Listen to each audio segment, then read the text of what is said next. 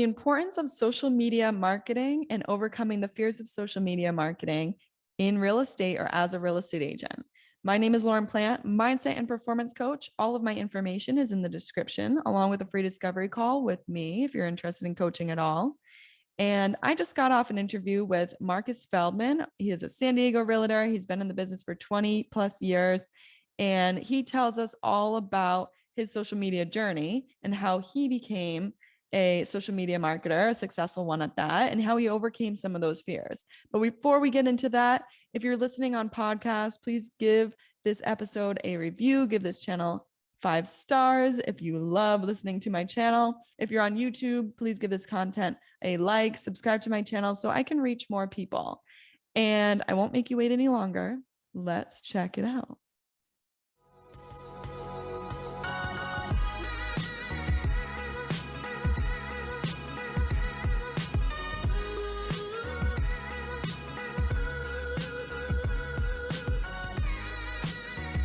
All right, Markus, thank you so much for coming on my channel to talk about real estate. You're over in San Diego doing real estate there.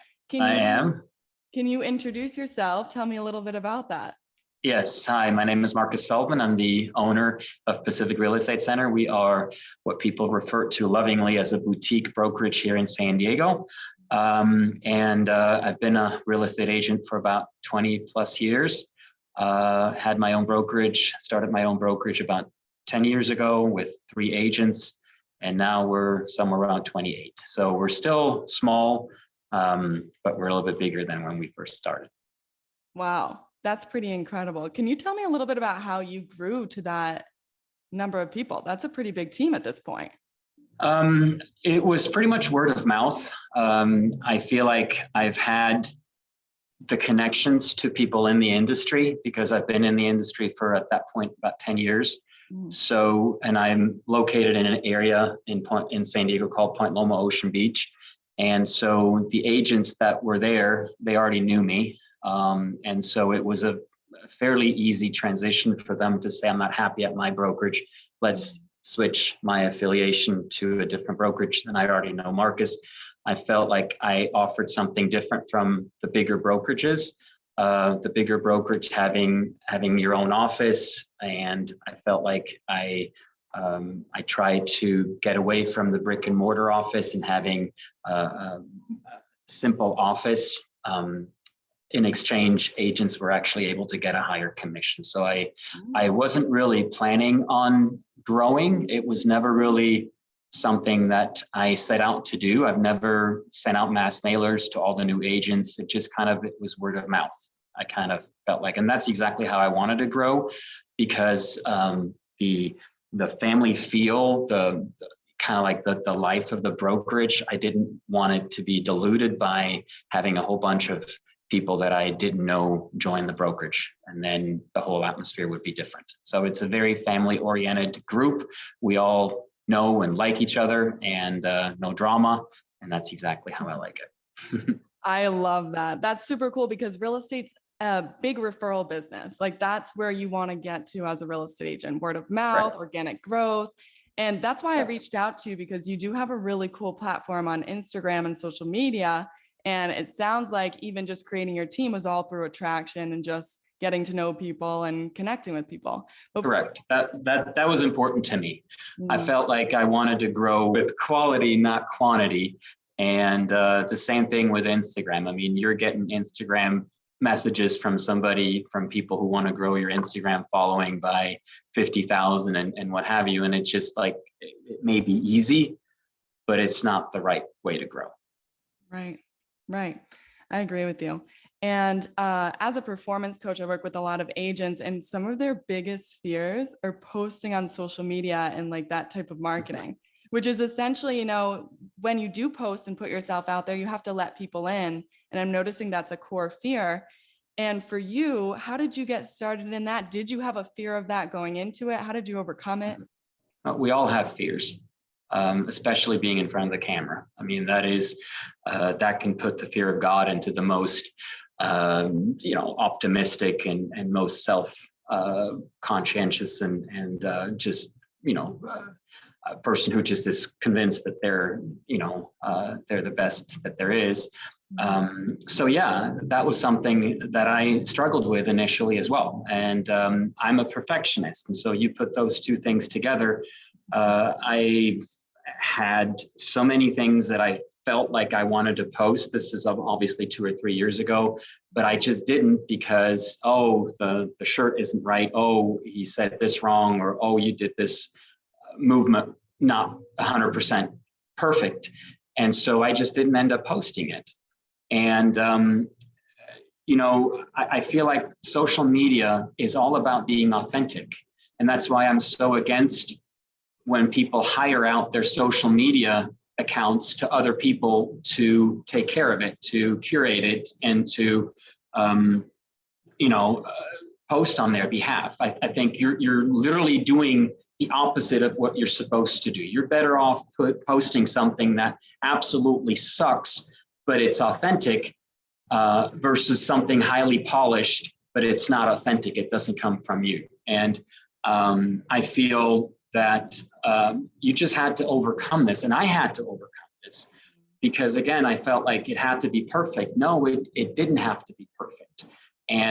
But that was a process. That was not something that I realized early on. I just, all of a sudden, it dawned on me. I'm like, okay, my drive for perfection is holding me back with regards to my improvement. And so I'm just like, okay, it's not perfect. It doesn't have to be perfect, but done is better than perfect. And it just kind of went from there. It didn't take off though. That's the funny thing. It's like for a couple of years, I felt like every single time we got a follower, I wanted to reach out personally, thank them, and send him a gift basket, because that's how difficult it was for us to grow. And it wasn't until the beginning of 2022 when I watched all these social media influencers, and the common thread that they all had was reels. Mm-hmm. And so I'm like, okay, well, let me take a look at those reels. And I saw how they did it. I saw the trending audio, and I just thought, let me jump on that trend. And that's when things started to change. Wow. And you have how many followers now? I think we're just a little over 14,000. Yeah. We were at 975 at the end of 2021. And my goal was to grow our Instagram following from 1,000 to 5,000 at the end of 2022. Mm-hmm. And I thought to myself, if all things go well, if everything is lined up, we may get to 10,000 followers at the end of 2022. And now we're at 14,000+. And I didn't really expect that. I have no idea why it happened. I have a theory why it may have happened, but I'm not a social media expert. And so your guess is probably a lot more valuable than mine. Yeah. Yeah. And I get that. And I think a lot of people listening understand what you're saying, because I'm also a perfectionist. And between where you are now and where you want to go, and that perfectionistic view, which is one of the blocks I work on with a lot of clients, is perfectionism. There's a lot of practice and there's a lot of inner work. And I think we forget about that. We want to be perfect straight away. We want to be the best that we can be, but it's always a journey. It's a stepping stone process. And we have to, and you just proved that, you took years. And even when you didn't think it was going to happen, it finally happened. All that practice, all that time you put into it. We have to let go of the notion of ourselves that we have, that this is the finished product that I'm going to present to the community at large. Yeah. That is something that we just need to be okay with. I'm like, hey, I'm not perfect. You're not perfect. Nobody's perfect. And so whoever sees me is going to see the imperfect me. And, it's you either accept that or you don't. And if I feel like the ones who are making it on social media are the people that have accepted that flaw about them, that they're never going to be perfect. And they're like, okay, the camera shows how I usually show up. So there's certainly be a fear, with me being on camera, because guess what? I go to the grocery store, that group is going to see the exact same person as you see today, as I'm documenting when I'm in front of a camera. That's the exact same thing, so. Right. And I think the root to this business in general, because we are so exposed, and for some people, the fear is exposure. It's like the root is self-love. When you accept yourself fully for who you are, when you love yourself fully for who you are, you don't have a fear of putting yourself out there anymore. And it will create that authentic attraction. You wouldn't have attracted the people in your life that you did if you didn't put yourself out there truly and genuinely. Correct. But it is a struggle. So it's not something that you do it once and then, okay, now I accept myself. Now I love myself. And that is it for the rest of our lives. No, it's a daily affirmation. It's a daily struggle. And again, I'm looking at a reel and I'm like, okay, this reel goes into the drafts because there's something I don't like about it, or this post or this Instagram live or whatever. It's a daily struggle. It's not over. It's simply because we've made the decision to be on camera today. It's tomorrow and the next day as well. Yeah. And I say that to myself too, every single day. People ask me, they're like, how do you keep posting? How do you keep going? I say, I make a decision every single morning when I wake up. Am I going to do this today or am I not? And there are some days that I have a bad day and I say, no, I'm not. I'm going to take a break and I'm going to reel it back and I'll come back tomorrow and see how I feel. And I think that's okay too. We're okay to fall down, but we know we'll pick ourselves back up. I love it. What's the true sign of a fighter? It's not how many times he or she gets knocked down. It's how many times he or she gets back up. And that is ultimately a lot more telling about a person than how many defeats somebody has. Right. Right. And the more that you pick yourself back up when you're down, or the more you fail and then come back, or the more you practice, the more you gain that trust with yourself that you're going to be able to do it again tomorrow and again the next day. Right. And that's the other thing that will come once you start putting yourself out in front of video, in front of social media, doing open houses virtually with all the pressure that entails. You do get better. You do improve. So, people are like, oh my God, I am so scared to be in front of a camera. Well, then do it once, and then do it again, and then do it again and again and again, and you will see a difference, so, but you won't see that unless you start. Exactly. You do have to, there's a point where you read all the books, you watch all the videos, but you have to put it into action. And I'm all about taking the baby steps. You don't have to take massive action right away. Maybe you just make a video. Hey, you don't have to post it. Just take the video, do it. And then maybe you don't even watch it yet. You watch it Baby tomorrow. Steps. Baby steps. One of my favorite movies. What about Bob? Yeah. Baby steps. Yep. It's just like the gym too. It's like, okay, you don't have to go to the gym, but maybe just put your socks on. Maybe get your there you go. On. I won't lose any weight by simply reading diet books. You have to start doing something in order to, especially if you're perfectionist. I mean, you just have to start somewhere. And I think there's a barrier for a lot of people that with social media, and then they feel, okay, I understand I have to do social media, but let's hire it out to somebody, because then they don't see my face, they don't hear my voice, they don't see my flaws, and somebody else is getting rich off of something that you're not doing right, in my opinion. Right. And maybe it will get you places. Maybe it will get you some likes. Maybe it will get you some followers. However, you're not gaining those personal skills of putting yourself out there, of getting stabbed in your self-worth and being able to pull that out and keep moving and telling yourself, I am worthy. I've got this. Because those are skills that you need to obtain in order to be successful sustainably, I feel like, in the real estate business.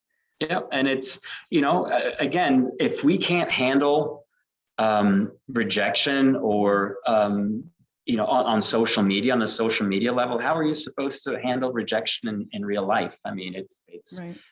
Not everybody's going to like you, and we're going to have to be okay with that. And so we move on. We can't help everybody, but there is a big corner of the world that we can help. And you're doing yourself a disservice by being inauthentic, ingenuine, by not reaching those people. Yes, absolutely agreed. Yes. Yeah.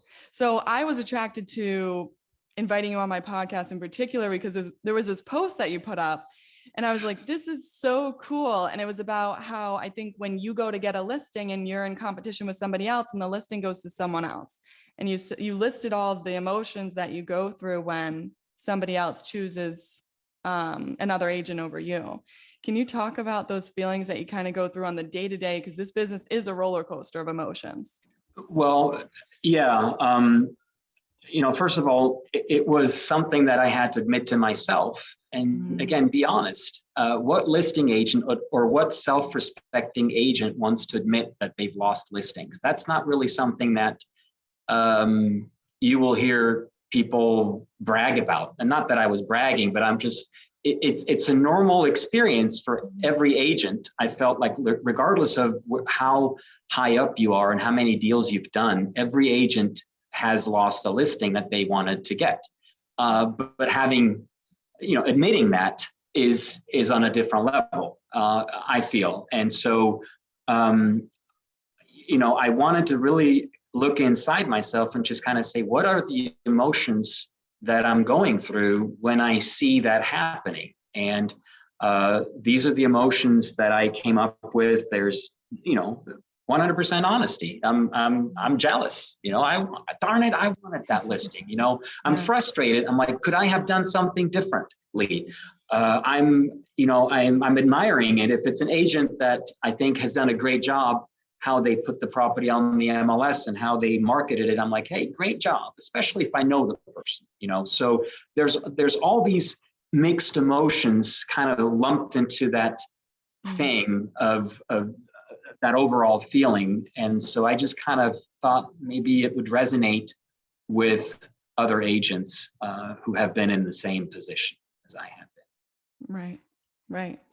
Yeah. And I think that goes back to, like you're being genuine and real and truthful and being imperfect and showing that you're not perfect made you relatable. Right. Like that's what made me reach out to you. It's like, oh, this is somebody who's willing to look at themselves and build off of that, because that's how we become better and better.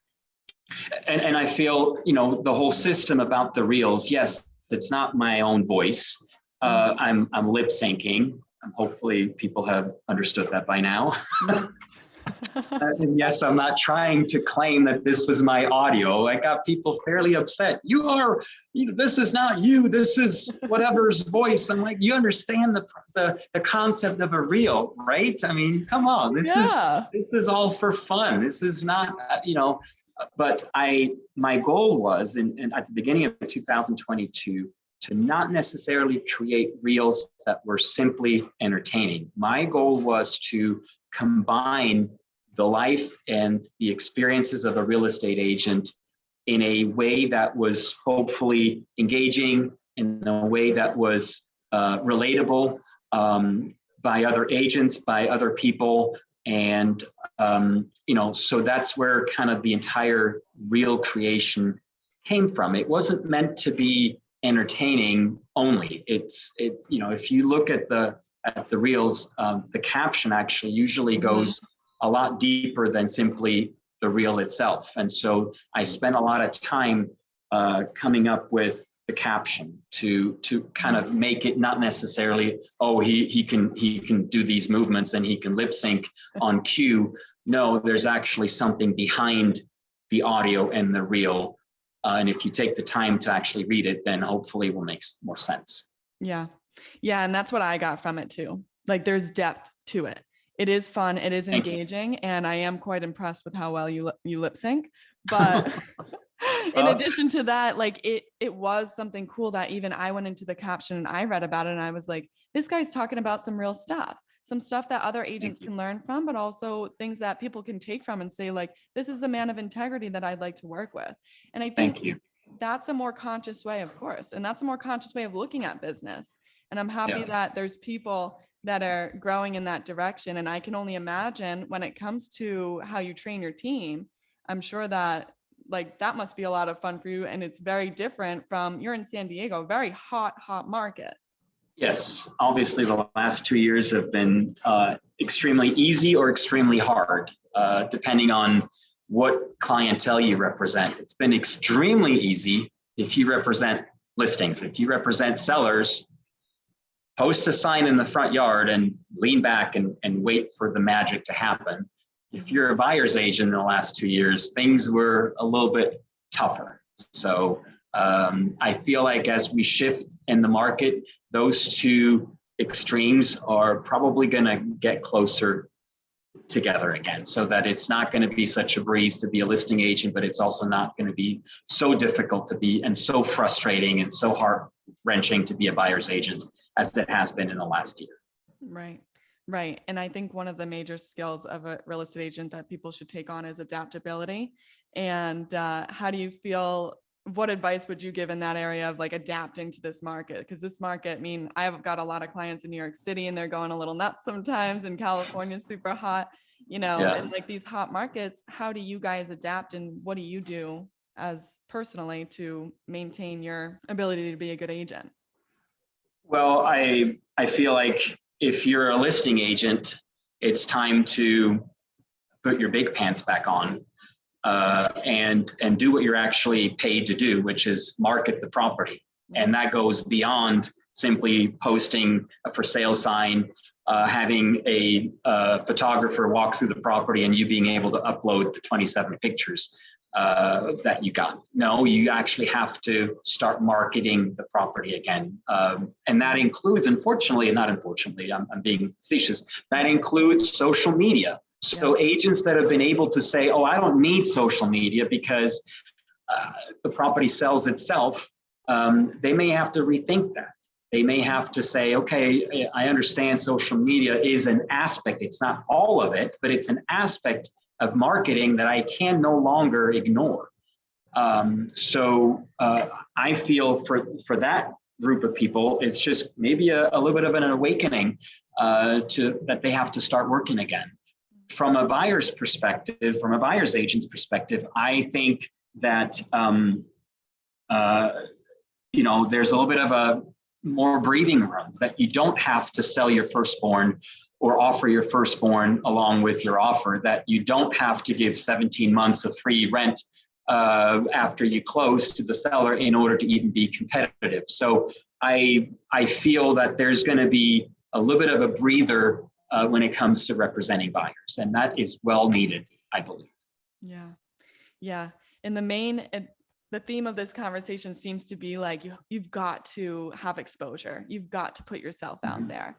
And I'm a big believer in like, you're your best-selling product too. And I want to ask you, what do you think sets one person aside from the next when it comes to being a real estate agent? Because ultimately, even from that reel, it is down to like, who are they going to choose to represent them?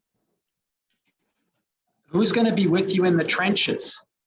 Who is going to fight for you? And it's easy for a person to say, I'm going to fight for you. But what do you have to prove that?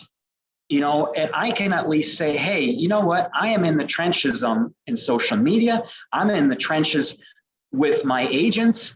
I know the community. I'm involved with the community. I'm the president of the Point Loma Ocean Beach Real Estate Association. So I'm intimately involved in what is going on various levels. And, I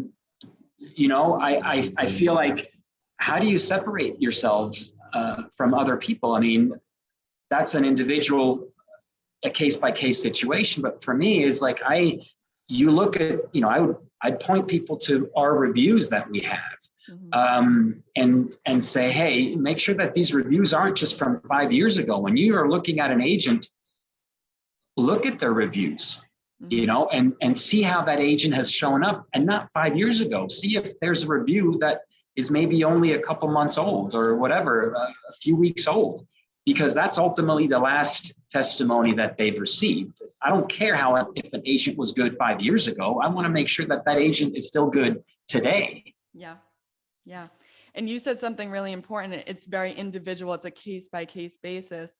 And that's why I hone in on self-development so much, because if you're not working on yourself every single day as a real estate agent, I do believe you're going to flop. Like you said, 5 years ago, you could have been a really good agent. What are you like today? And what are you like still? Are you a better version of yourself or not anymore? How important do you think self-development is in this industry? Oh, I think it's huge, you know, and I believe for me, it doesn't always have to be self-development doesn't have to be that you're sitting in front or, you know, in front of somebody who's teaching about self-development. Self-development to me is what we're just talking about. Self-development for me is like, I hate reels, I hate social media, but I'm going to do something about it and I'm going to learn. That's self-improvement. And, you know, engaging with other people, you know, you reach out to different people, you hear so many different opinions and different personalities. That's an improvement to you personally, you know, because you can just pick and choose all the little nuggets that you hear from different people and you can apply them to yourself. I mean, but if you don't expose yourself to that, if you're at home, you never interact with another agent from the community unless you have an offer. To me, that's not self-improvement. Self-improvement is putting oneself or himself out there to the community and engage with the community, since we are human beings and we seek and should seek that, you know, that human contact. Yes. Connection is a basic human need. I keep saying that. And it's true. So is self-expression. There are two huge human basic needs. And, you know, what you were just saying is confront your fears. Like if you see a fear, don't let it hold you back, move towards it. Let it give you direction. If you're scared to do something, that means you go towards it. You're scared to do reels, go put it out there. Right. And for everybody listening who might be saying like, yeah, but what's the point? I hear a lot of people say these two things. What's the point? I don't have enough time. What do you get from posting all of these reels? I mean, you and I connected. That's the only reason we're able to give this podcast to everybody else through your reels and me reaching out. But also, what else do you get from posting, putting yourself out, marketing, all of that? Well, I feel you hit it on the head. It's the connections. Yeah. We are in the business, and I'm only talking about real estate agents at this point. What is our ultimate goal? Is connecting with other people. And the way how social media allows a real estate agent to connect with so many different people. You know, here's a little side note to this. I had never thought at the beginning of 2022 that our Instagram would develop the way how it has. And I specifically did not count on the hundreds and thousands of agents that I'm now connected with all over pretty much the world. And that is, I didn't even think about that, you know? So, but if they have an agent or a buyer or a seller in San Diego and they feel like they know me based on the social media efforts that I've done, who are they going to reach out to if they have a client in social media? I mean, in San Diego. So to me, as an agent, connecting with other people is paramount. Is the alpha and the omega, so to speak, of our industry. Yeah. You cannot be successful without first connecting to other people. So, you know, if you want to be a secret agent, you're going to have a secret production. You know, nobody's going to use you, you know, use your services. Right.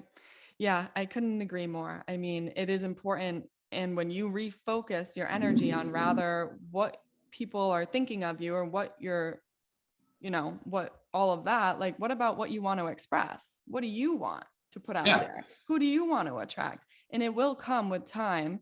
And I want to know what you would say to real estate agents. I get this all the time, especially if they're busy, they're higher performers. I don't have enough time. I mean, you're clearly a busy agent. You're posting all the time and you're putting out all of this good stuff. It's a question of priority. Yes. We all have the same amount of time and people don't want to admit that it is priority. You know, I've made it a priority and I'm reaping the benefits of putting effort into that category of my life. It doesn't have to be social media. You know, if you're more apt to walking a farm, whatever you put your energy into, whatever you make a priority in your life, that's what's going to blossom. And that's another reason for me. I don't necessarily dwell on negativity because I feel like if I focus on negativity, if I focus on some of the the comments that may not be as flattering, then I feel like I'm focusing on something that I don't want to grow. I want the positive things in my life to grow. And that's where I'm focusing my attention on, and leave all this other negative crap behind you. But you have to make a priority selection, and we all do. You have to do it. I have to do it every morning. You say, what is important to me? And I don't have the time is just a simple way of saying social media or whatever it is not a priority in my life. Mm-hmm.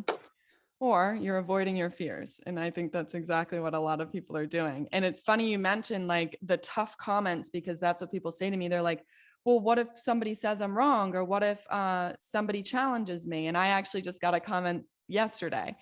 And I was actually shocked at how little it bothered me versus like last year, I would have been crying on my couch. Right. Because you start to believe in yourself, and you start to understand like everything's going to be okay. And if you're helping 100 people and there's one person that wants to challenge you or wants to troll, they call it, or whatever else, let them. Because they're allowed to do that. Yeah. Yep. It doesn't change who you are. It doesn't change. Yeah. It changes nothing. You have a disgruntled person somewhere, wherever they are, and a keyboard warrior, so to speak, and their opinion matters absolutely nothing to who you are. Does it bother you? Yeah. It's, you can't lie and say, yeah, it doesn't really sting me a little bit. I had this one video where I had actually two clips. One talks about the commission of agents, and another one talks about love letters. I have a very strong opinion about love letters for fair housing violation reasons, and some agents, actually I got a lot of pushback on the love letter, whether or not love letters are acceptable or how they can be used. And I try to be as civil as possible, and I don't need to have the last word. I can let them. I made my point. I feel like I respond. If it's a somewhat reasonable response, even though if it's critical, I respond. But then I let it go. If they then respond again, I feel like I don't need to have the last word, and I just step away. So. Yeah.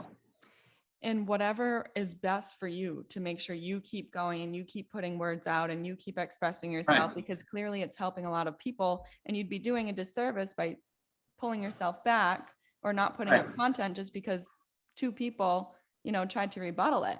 And that's the thing. It's like everybody can have their own perspective. Let's have a conversation about it. Hey, that's exactly. Your perspective's interesting. Why don't you explain that to me more? I don't agree, but I respect it. And that's totally cool. And I think fine. If we can get to a better place like that and understand that that's okay. There's no right or wrong. I think people, especially us as perfectionists, we get stuck in that it's either right or it's wrong, right? It's like, is it wrong? Is it right? But it's like, there's an in-between there. And the in-between is like, what's right for you and what's right for somebody else may be very different. It might be a little bit of both. I think that's fine too. Yeah. That's, and that's, I can live with that ambiguity. I can live with the fact saying that, look, I understand if you love letters and you are dead set on using them, then by all means, go ahead. I'm just telling you my side of the story as a representative of a seller who doesn't want to be sued. Yeah. That's all. And that's your perspective. And that's pretty cool that you stick by that, because I think that's a really good inspiration for other people who are listening. And I want to also touch on, what advice would you give people who are sitting here like, I really want to post. I really want to put myself out there. I know I have to. I know I should be. How do I start? Do the first thing. Start. I don't care what it is. Pick a reel.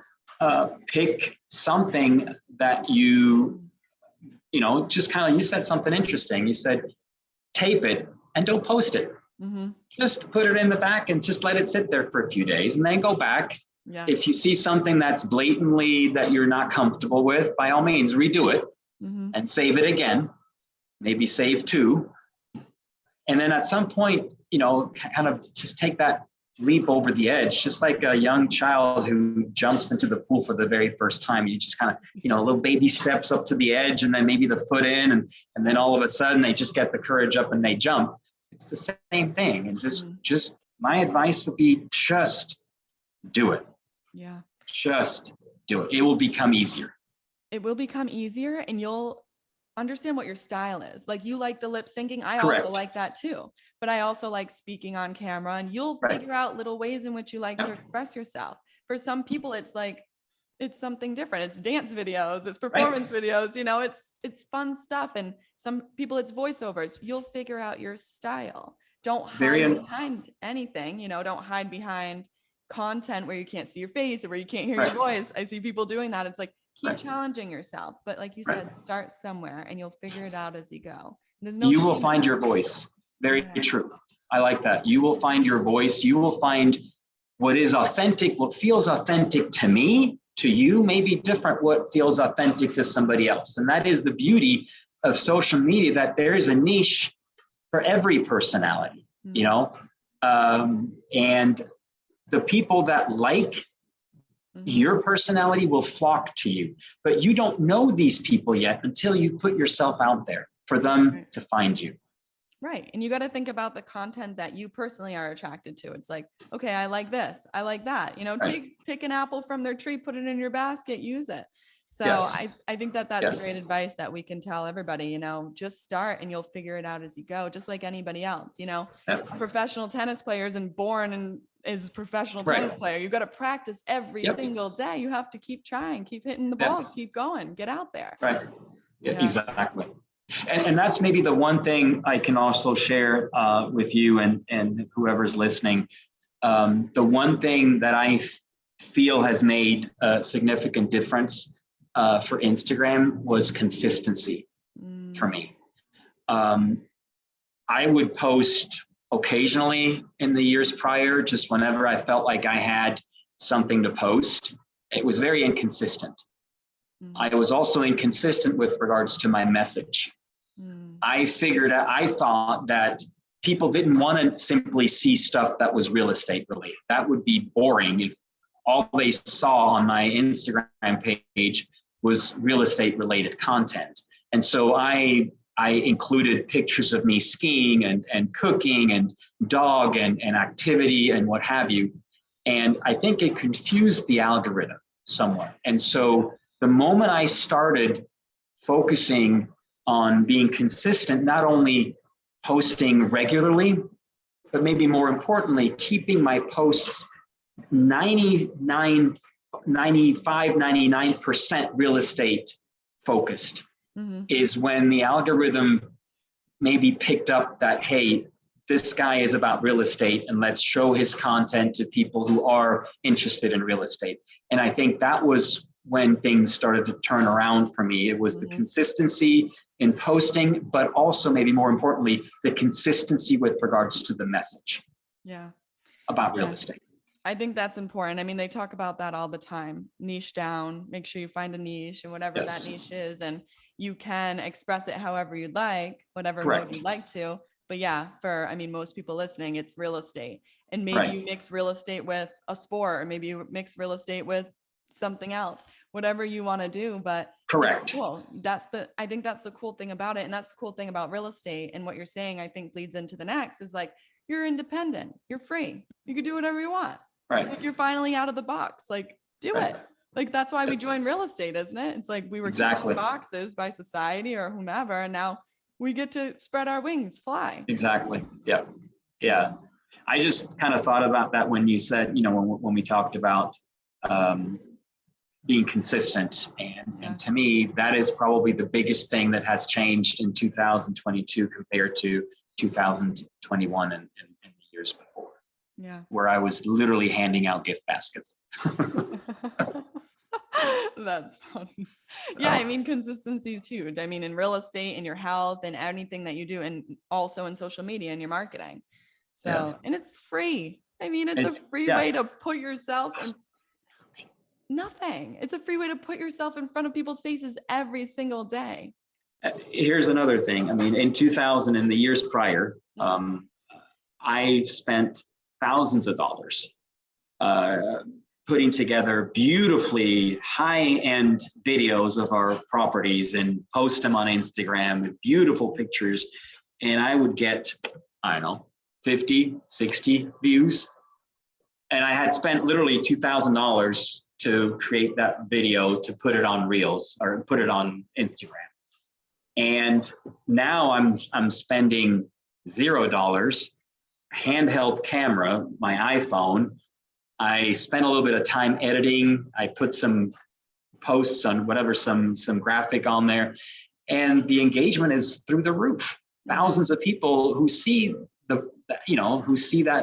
little reel or whatever it is. So it doesn't make sense to me to spend $2,000. Do we still do it? Yeah, we still do it because we have to use it in other circumstances. But I mean, obviously we're talking about Instagram at this point. So it's just baffling the ROI, the return on investment that you get by putting yourself out there in a little bit of a humorous, relatable, authentic way, as opposed to the highly produced video that may not even show your face, and that just showcases the different corners of the room. Right. That's a big one. Real estate agents, they'll just put up just sold pictures of the house. It's like people want to know who they're messing with. And it doesn't apply. And it doesn't apply to 99% of people that are out there looking, because they're not looking at that particular property. But they may want to know, how much is a property worth? What does $1.5 million get me in San Diego, Florida? That's something that a lot more people can relate to. Yeah. And it makes it, and when it's more engaging and more fun, you catch people's attention. Right. Yes. And that's ultimately what we want. We want to grab a person's attention, and that's marketing. That's bringing, awakening a desire in somebody that didn't know that desire was there. Yeah. That's what Coke, any Coca-Cola, any of these, you're not really thirsty. You didn't realize you were thirsty until you drive past the sign and, oh, there you go. Yes, I am thirsty now. Well, the same thing. I didn't really want to buy a property. I wasn't even thinking. Obviously, it's not in that same realm, but you understand what I'm saying. It creates a feeling. It creates a desire that maybe people may not realize that they had. And that's what marketing is about. But that's also our jobs as real estate agents, opening up people's perspective. How many clients come to you and they think they know what they want and they don't, because you have to open their perspective. You have to show them what else is out there. You have to help them figure out what it is they want. And if you can do that on social media too, people are going to be like, this person's valuable. So, I see the value in it. I hope after people listen to this podcast that people really do understand the value of, exposing yourself, putting yourself out there, not just the marketing aspect of it, but the life skills and the self-development that comes with it. Getting over your fears, conquering your fears, that's part of life. That's part of evolution. Correct. And it makes us feel good. So we highlighted a lot of words through this podcast, which was so cool, like exposure, confidence through practice. And I want to know, as we close out, like, what do you think the most important skill or quality a person can have to be a successful real estate agent today? I mean, times are very different in this very virtual world, as an agent with the market where it's at right now. What do you think would be a good quality or skill someone could have? I think, obviously, honesty. I think, for me, my reputation is paramount to anything. I mean, to me, this is the most important thing for me: honesty, integrity, being a person of my word. These are all things that I feel I wouldn't be able to live without, and I wouldn't be able to work with somebody who I didn't feel would subscribe to that same ethos. And so the other thing is maybe I want a person that is, I want to be a person that is liked. I feel like as an agent, I feel like,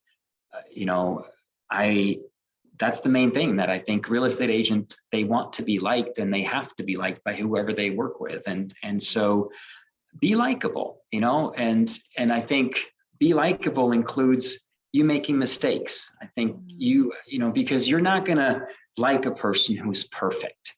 You know, you admire them, but there's maybe a gap between a person that you consider as perfect and like, oh gosh, I'm not even perfect. So I think being likable makes you relatable and makes you normal and human. And I think people ultimately want to work with human. I mean, I feel like as an agent, we often have the desire to show off how much we know, but it's ultimately not about that. It's about, again, being liked. That your clients, they trust you when they like you.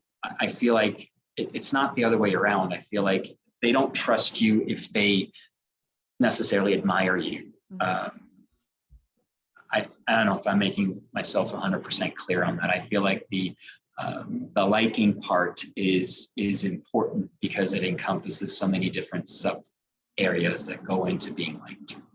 What I got from that is be real and be a human. I get what you're saying 100%. There are so many robots out there. I answer the phone all the time. I work with brokerages, I work with agents, and I'm like, let's come down and be a human and let's relate to one another, because it's true, you know, like if people wanted knowledge, they'd hop on YouTube or hop on Google. But what they want to do is they want to work with somebody who's going to take good care of them. Yeah. Be likable, you know, act and be likable. When you pick up the phone, you know, it sounds cheesy, but pick up the phone with a smile because the other person on the other end hears it. You know, don't pick up the phone sounding like somebody just disturbed you. Yeah, and this is often when people pick up the phone, hello, it's an irritation in their voice, you know, as opposed to a smile. You don't know if this could be a person who is calling you to list their house, or this could be a client. So how do you want that first interaction to be? And do you want to really be that person who has that initial, you know, kind of irritated response, and then the moment you realize, oh, it's a client, oh, then you're going to put on the sugar? No, that's not authentic. That's not that's not. I don't want to be that person. I want to be friendly from the moment I pick up the phone until the transaction closes. And that's what I want people to take with when they work with me, that I'm a likable, friendly person who they can relate to. Wow. That's a breath of fresh air, I gotta say. Well, Markus, I'm so grateful to have had you on the show. Thank you so much for coming. It's been a pleasure. Why don't you tell everybody like where they can find you, your social media or your email, if anybody wanted to reach out or get in touch? Yes, you can find us on Instagram, Markus.Feldman 4, the number 4, RE. That's our Instagram handle. I have not been as active on YouTube, but you can also find us on YouTube under Pacific Real Estate Center, or on Facebook. I have a business page, obviously, as well with Pacific Real Estate Center. We are in San Diego. You know, if anybody wants to reach out, either if they're a broker or an agent looking to partner up, I'm always open to that. If they have clients in the San Diego area, we would love to take great care of them. Awesome. All right. Thanks again, Markus. Absolutely. Thanks, you guys. Thanks, Lauren. Okay, how cool is Markus, guys? He's such a cool guy. He is so down to earth. No wonder why he's been so successful as a real estate agent. He really is just a breath of fresh air, if you ask me. It's nice to see somebody who's been in the business a long time and still has integrity, and who is a really good professional and has made it to a place in his life where he loves what he's doing and he does it authentically. And I think that's some of the major key points to take away from this episode in this interview with Markus, is that remain authentic, because no matter what, no matter who you are, there's clients for everybody. There's people for everybody in this world, and people want to be able to relate with you as a real estate agent. You can have all of the skills, all of the knowledge, but people genuinely want to work with somebody they can relate with and they can rely on. So build yourself up personally and build yourself up professionally and put yourself out there. Obviously, that's the main takeaway of this podcast, is don't be afraid to put yourself out there on social media. Even if you get 3 likes, of those 3 likes, maybe one of those people will reach out to you about real estate. You never know, but you have to start somewhere. And like I said in the podcast, like a professional tennis player doesn't just become a professional tennis player. They have to start somewhere, and they have to start and they have to fail and they have to pick themselves back up, and then they have to do it again, and then they succeed, and then they have a whole nother challenge and a whole nother journey. So don't be afraid of the process that comes with the in-between where you are now and where you want to go or what you want to be, because there is no ending and you're never going to be perfect. So embrace the failure, have fun, and enjoy it. If this content helped you at all, please give it a like, subscribe, add your comments. I'd be interested to hear what you guys have to say. And if you're on podcasts, you can give a review. That would be super helpful. I would love to reach more people. And as always, guys, good luck.